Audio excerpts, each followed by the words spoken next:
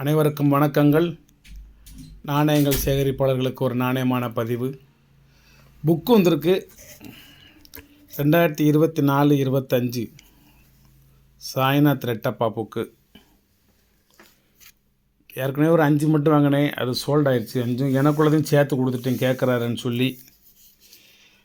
மறுபடியும் ஒரு 5 புக் பண்ணேன், இப்போ தான் வந்திருக்கு. அது இதில் 2 சோல்ட் ஆயிடுச்சு. நான் அவங்க ரூபாலாம் போட்டாங்க, நான் அனுப்புறது தான் இல்லை தாமதம். 1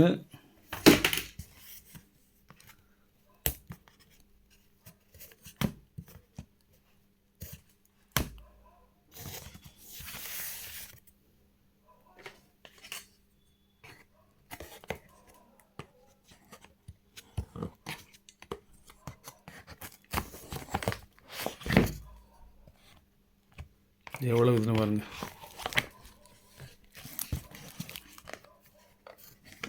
2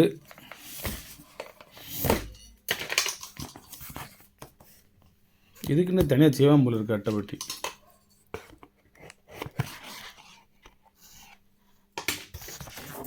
3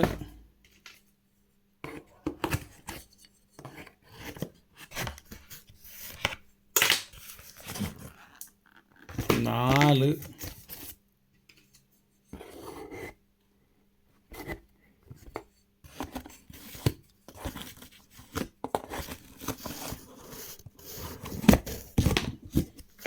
அப்புறம் பார்த்துருவோமா 5.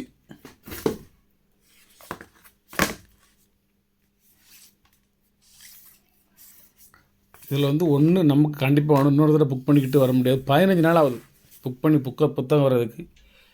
வருதா வரலையான்னு சொல்லி அவங்கள்ட்ட கேட்டு சண்டை போட்டு 10 ட்ரிப்பு ஃபோன் போட்டு மெசேஜ் போட்டு விட்டு, அவன் ஒரு கார்டுன்னு சொல்லி ஒரு இதில் போட்டு விட்டு அவங்க கையில் கிடைக்கிறக்குள்ள போதும்னு ஆகிப்போகுது. 3 4 5 இதில் என்னென்னா 5 புக்கு வாங்கினா ஒரு விலை, 10 புக்கு வாங்கினா ஒரு விலை, 25 புக்கு வாங்கினா ஒரு விலை, 50 புக்கு வாங்கினா ஒரு விலை, 500 புக்கு வாங்கினா இதில் பாதி ரேட்டு. 500 புக்கு வாங்கினா ஒரு விலை. இதில் இன்னொரு பையன் மூலமாக ஒரு தம்பி மூலமாக ஒரு 5 புக்கு வாங்கினேன், ஒரு விலை போட்டார். இப்போ எப்படி இதை வாங்குறீங்கன்னு கேட்டேன். சம்மந்தப்பட்ட நபருக்கே ஃபோன் போட்டு நாங்கள் நேரடி கொள்முதல் பண்ணோம் சார் அப்படின்னாரு.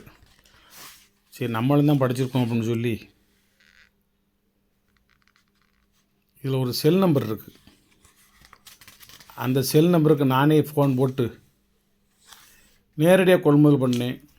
விலை என்ன தெரியுமா? அதே விலை. இந்த தம்பி என்ன ரேட்டுக்கு கொடுத்தாரோ இதே விலை அவர் கொடுக்குறாரு.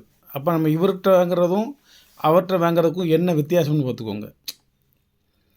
அவரிடம் வாங்கி நமக்கு கொடுக்குறாரு ஒரு விலைக்கு, நான் நேரடியாகவே அவர்கிட்டமே வாங்குகிறேன். சம்மந்தப்பட்ட புத்தக ரிலீஸ்டே வாங்குகிறேன், இவர்கிட்டே வாங்குகிறேன். அவருக்கும் அதே விலை போடுதார். எந்த மாற்றமும் இல்லாமல், ஒரு பைசா கூட மாற்றம் இல்லாமல். அப்போ இதே சகோதரன்கிட்ட கேட்குற, என்னையா உங்கள்கிட்ட வாங்கினது ஒரே விலை, அவர்கிட்ட வாங்கினது ஒரே விலை, அப்போ உங்கள்கிட்ட நேரடியாக வாங்கியிருக்கலாமா, அவங்ககிட்ட போயிருக்க வேண்டிய அவசியம் இல்லையே அப்படின்னு. சார், நீங்கள் 5 புக்கு வாங்கினா அந்த ரேட்டை தான் போடுவார். நான் ஒரு 500 புக்கு வாங்குவேன் சார். உங்களை மாதிரி 10 பேருக்கு ஆளுக்கு 5 அனுப்பிச்சி விடுவேன். ஆளுக்கு 5 அனுப்பிச்சி விட்டாலும் 50 தான் வரும். நிறைய புக்கு வாங்கிற சமயம் எனக்கு ரேட்டு கம்மியாகும். அப்போ அதில் வந்து நான் அவர் ரேட்டுக்கு கொடுத்துருவேங்கிறாரு. சரி, என்னத்தையும் செஞ்சுட்டு போகிறாரு. நமக்கு இந்த எடிஷன் 11th எடிஷன், இது வந்து 11th எடிஷன். இதில் ஒரு புக்கு நமக்கு வேணும், அவ்வளோதான். ஒன்று எடுத்து வச்சாச்சு தனியாக, இன்னொரு தடவை புக் பண்ணி வாங்க முடியாது. 2 அண்ணா சோல்ட் ஆயிடுச்சு. இப்போ பார்சல் போடணும். இந்த ஒரு 4 பார்சல் இந்த போட்டிருக்கோம் பாருங்கள். ஒரு 4 பார்சல் கிடக்கா. நாளைக்கு எப்படி 5-6 பார்சலாக போடணும். 2 புக்கு மட்டும் சேலுக்கு இருக்குது. ஆனால் அந்த 2 புக்கு மட்டும் என்கிட்ட ஏற்கனவே பணம் போடாமல் புக்கு வந்துன்னா எனக்கு ஒன்று எடுத்து வைங்க அப்படின்னு சொல்லி நண்பர்கள் சொல்லிட்டாங்க. ஆனால் யார் சொன்னா அப்படின்னு தெரியாது, மறந்து வச்சு. எனக்கு பணம் போட்டால் தான் என்னுடைய டைரியில் எழுதி வைப்பேன். 2 டைரி மெயின்டைன் பண்ணுவேன். ஒன்று பர்ச்சேஸ் டைரி, ஒன்று சேல்ஸ் டைரி. 2 மெயின்டைன் பண்ணுவேன். அதில் எழுதி வச்சுருப்பேன். நான் பணம் போடலாம் எழுதி வைக்க மாட்டேன். சரி, வரட்டும் அப்படின்னு விட்டுருவேன். அதுமாதிரி பணம் போடாமல் புக் பண்ண நாணயத்தை பணம் கொடுத்து யாரும் கேட்டால் கொடுத்துருவேன். நீங்களும் பணம் போட மாட்டேங்கிய, அடுத்தவங்கள்ட்டையும் கொடுத்து விடவும் மாட்டேங்கிய, புக்குடுன்னு சொல்லி வாங்கி வச்சுக்கிட்டே நான் பாட்டில் வச்சுக்கிட்டுருக்கேன். அது நம்ம கொஞ்சம் டிமாண்டாக இருக்குல்ல, ரொட்டேஷன் பண்ணணும்ல. அதனால் 2 புஸ்தகம் மட்டும் இருக்குது. அதனால் இது வந்து யாரும் வேணும்னா வாங்கிக்கோங்க. ஏற்கனவே பதிவு செய்த நண்பர்கள் இந்த வலைத்தளத்தில் இந்த பதிவை பார்த்தா அப்படின்னா, சார் நான் தான் புக் பண்ணேன், அது எனக்கே எடுத்து வைங்க இந்தாங்கன்னு சொல்லி பணத்தை போட்டு விடுங்க. நன்றி, வணக்கம், வாழ்த்துக்கள். சப்ஸ்கிரைப் பண்ணுங்கள், ஷேர் பண்ணுங்கள், லைக் பண்ணுங்கள், கமெண்ட் பண்ணுங்கள். வணக்கம் சார், வணக்கம்.